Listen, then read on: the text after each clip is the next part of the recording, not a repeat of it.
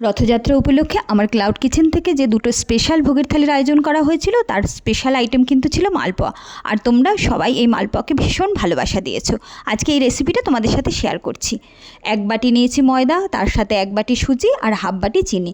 এরপর এর মধ্যে পরিমাণ মতো দুধ ঢেলে একটা ঘন ব্যাটার তৈরি করে নিয়েছি। 1 চিমটে নুনও দিয়েছি। এই ব্যাটারটাকে কিন্তু মোটামুটি 30 মিনিট থেকে 1 ঘন্টা রেখে দিলে বেশ ভালো হয়। এদিকে একটা পাত্রের মধ্যে এক চিনির শিরা তৈরি করে নিয়েছি। 2:1 অনুপাতে জল আর চিনি দিয়ে একটা শিরা তৈরি করেছি, তার মধ্যে কয়েকটা এলাচও দিয়ে দিয়েছি। এলাচটা দিলে গন্ধটা কিন্তু বেশ ভালো হয়।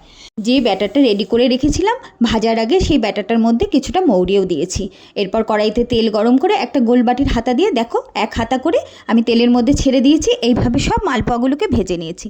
মালপোয়াগুলো যখন এপিট ওপিট ভালো করে ভাজা হয়ে যাবে তখন তাকে তেল থেকে তুলে ওই যে মিষ্টি শিরাটা রেডি করে রেখেছি তার মধ্যে ওই 2 থেকে 2.5 মিনিট ডুবিয়ে রাখতে হবে। বেশি ডোবালে কিন্তু নরম হয়ে যাবে। এরপর আর কি, গরম গরম মালপোয়া একটু ঠান্ডা করে পরিবেশন করো।